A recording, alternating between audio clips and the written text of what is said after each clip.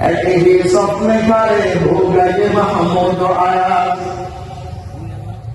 एक ही सपने करे हो गए महमूद आयाज, न कोई बंदा रहा और न कोई बंदा नवाज। আল্লাহ তাআলা অহংকার মুক্ত জীবন ব্যবস্থা শিক্ষা দিয়েছেন নামাজের মাধ্যমে। নামাজে কে ধনী, কে গরিব, কে রাজা, কে বাদশাহ, কে সুন্দর, কে কালো, কে লম্বা, কে খাটা, নামাজে এগুলো দেখা হয় না। নামাজের কাতারে রাজা বাদশাহ একসাথে দাঁড়াইয়া, কৃষক এবং ধনী, গরিব ধনী বলেন, সাদা কালো বলেন, নামাজের কাতারে পাশাপাশি দাঁড়াইয়া একসাথে আল্লাহর দরবারে সেজদা দিয়ে একথা বুঝাই দিচ্ছে আল্লাহ, এ দুনিয়ার মানুষ, আমার সম্মুখে কোন সুন্দর আর কালোর দাম নাই, আমার সম্মুখে কোন ধনীর আর গরিব দাম নাই। আমার কাছে দামি হইতে হলে তোমার অন্তরে আমার ভয় ঢুকাইতে হবে, হারাম খাইতে হবে, হারাম ছাড়তে হবে।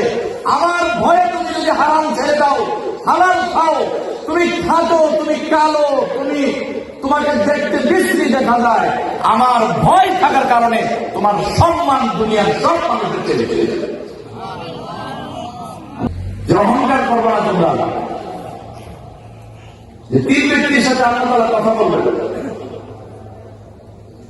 তার মধ্যে এক প্রকার হলো যারা অহংকার করে, হাঁটতে, বসতে, খাইতে, চলতে, গাড়িতে চড়তে, কথা বলতে, ব্যবহারে, সবকিছুর মধ্যে একটা কেমন জানি একটা বোঝায় আর কি, কেমন জানি একটা বোঝায় আর কি, এমন একটা ভাব যেন শরীরে না আছে।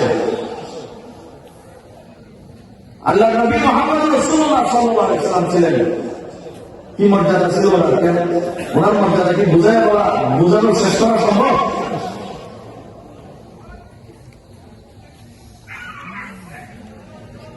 উনি সৃষ্টির মধ্যে সবচেয়ে শ্রেষ্ঠ মুহাম্মদ রাসূলুল্লাহ সাল্লাল্লাহু আলাইহি ওয়াসাল্লাম, এক কথাই শেষ।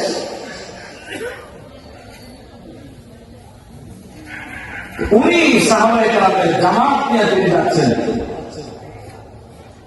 চলন্ত পথে মাটির মধ্যে, পাথরের মধ্যে, রাস্তায় তিনি হঠাৎ বসে গেছেন। সাহাবায়ে কেরাম জিজ্ঞেস করতেছে, ইয়া রাসূলুল্লাহ, আপনার কোনো সমস্যা? মানে কোনো সমস্যা। বসে গেলেন যে বসছি, তোমরা আমার পিছনে, আমি সামনে, সবসময় আমি সামনে থাকি, তোমরা শুধু পিছনে থাকো। আজকে এখন তোমরা সামনে যাও, আমি থাকবো পিছনে। কেন? সবসময় সামনে থাকলে অহংকার আসার সম্ভাবনা থাকে, এই অহংকারের দরজায় তালা লাগাইলাম। নবীজি অহংকার তো আসবে না, এটা আমাদের জন্য সবক। আমরা সবসময় সামনে থাকতে পছন্দ করি, আমার পিছনে সবাই থাকবে, আমি গেলে সবাই যেন দাঁড়ায় যায়, আমার যেন সবাই সম্মান দেয়। আল্লাহ নবী সাল্লাল্লাহু আলাইহি ওয়াসাল্লাম বলছে, কারণ দিনের ভিতরে যদি এই তামান্না আসে, এই ইচ্ছা আসে যে আমি এখন যাব, ঢুকবো, আর সবাই যেন আমাকে দেখে সম্মান দেয়, নবী সাল্লাল্লাহু আলাইহি ওয়াসাল্লাম বলছে, তুমি জেনে রেখো তোমার ঠিকানা জাহান্নাম।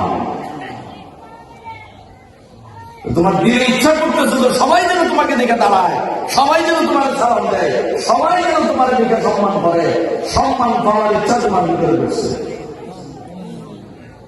সম্মান মানুষের দিতে পারে না, সম্মান আল্লাহ যদি ইচ্ছা করে আল্লাহ মানুষকে দিয়ে দেওয়ায়, সম্মান চাইলে পাওয়া যায় না, সম্মান আল্লাহ দিতে হয়।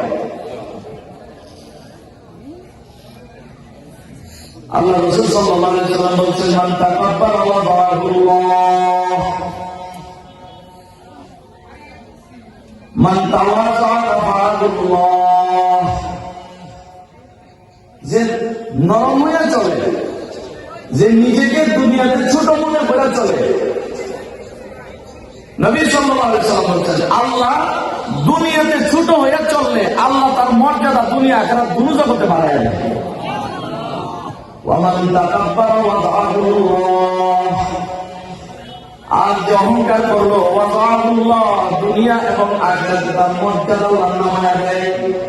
তাহলে অপমান করে, অপমানিত করে, সে লজ্জিত হয়, জায়গায় জায়গায় বেইজ্জতি হয়। কারণ সে শুধু নিজেকে বড় মনে করে।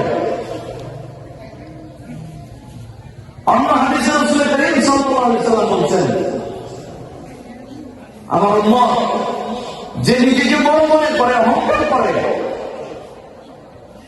আল্লাহ তাকে নামাইতে নামাইতে নামাইতে নামাইতে এমন জায়গায় নামায় দুনিয়ার মানুষ কুকুরকে ভালোবাসে, কিন্তু এই অহংকারী ব্যক্তিকে কুকুরের চেয়ে মানুষ ঘৃণা করে। যারা অহংকারী এদেরকে সমাজের মানুষ কিন্তু ভালোবাসে না। অহংকারী ব্যক্তিদেরকে সমাজের মানুষ পছন্দ করে না, ভালোবাসে না। আল্লাহ নবী বলছে, দোয়া করতেন, ওয়াহশুরনি ফি যুমরাতিল মাসাকিন, আয় আল্লাহ আমার হাসর নাসর যেন হয় মিসকিনদের দলের ভিতরে, আমার হাসর নাসর যেন হয় স্মার্ট তাদের সাথে না, ধনী তাদের সাথে না। নবী বলছেন আমার হাসর নাসর যেন হয় মিসকিনদের মাঝখানে, মিসকিনদের সাথে। সুবহানাল্লাহ। গরিবের সাথে যেন আমার হাসর নাসর হয়, মিসকিনের সাথে যেন আমার হাসর নাসর হয়।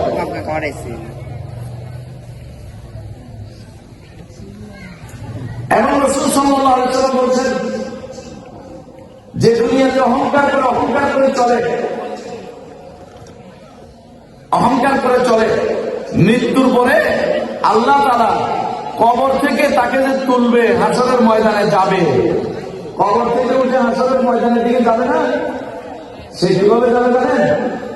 কারণ অহংকারী মানুষ সবসময় নিজের দুনিয়াতে বড় বড় করে চলে, কাইট দিলে বড় করে দেয়, বসে একটু বড় করে বসে, কারো দিকে দেখলে একটু চোখ বড় করে তাকায়, পানি খেতে গেলে বামাতে খায়, ডাইনাতে খাওয়া তো নিষেধ। কারণ বড় লোক যে ধনী, যে ধনী বড় লোক, ডাইনাতে খাওয়া চলে না, বামাতে খেতে পারে। শুনেন, হাদিসের মধ্যে আসছে রাসূল করিম সাল্লাল্লাহু আলাইহি ওয়াসাল্লামের সামনে এক ব্যক্তি এভাবে বামাতে ভাঙে রেখেছে। বামাতে কোনাতে খায়, কোনাতে আল্লাহ নবীর সামনে তো বামাতে খায়। আল্লাহ রাসূল ভাই একটু পানিটা ডানাতে খাইলে হয় না? ডানাতে খান না ভাই। তো হুজুর আমার ডানা তো অসুখ, ডানা চলে না। আচ্ছা, আল্লাহ রাসূল সাল্লাল্লাহু আলাইহি ওয়াসাল্লামের সাথে মিথ্যা কথা, রাসূল সাল্লাল্লাহু আলাইহি ওয়াসাল্লাম সাথে সাথে জানতে পারছে, কানেকশন তো আসমানের সাথে, কানেকশন তো রবের সাথে। নবীর ব্যক্তি মিথ্যা কথা বলছে, এই ব্যক্তি অহংকার করে বাম হাতে পানি খাচ্ছে, খাবার খাচ্ছে, এই ব্যক্তি ডান হাতে খাইতে পারে, তার ডান হাত চলে, কিন্তু আপনার সামনে মিথ্যা কথা বলছে। রাসূল সাল্লাল্লাহু আলাইহি ওয়াসাল্লাম সাথে সাথে বললেন, যদি তোর বাম হাত খাইতে হয় অভাব, তাহলে তো ঠিক আছে, আর যদি ডান হাত চলমান, মিথ্যা কথা কইছো তুমি। রাসূল হাদিসে বলছে তুমি মিথ্যা বলছো, তুমি অহংকার করে বাম হাতে খাচ্ছ। রাসূল সাল্লাল্লাহু আলাইহি ওয়াসাল্লাম কথা বলার পরে মৃত্যু পর্যন্ত রাসূলের বদদুয়া লাগছে, এবং সে ডান হাত মৃত্যু পর্যন্ত তার মুখের কাছ পর্যন্ত নিতে পারবে না, অবশ্যই রেখেছে ডান হাত।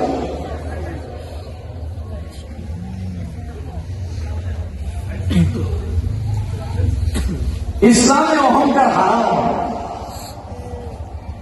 সবাই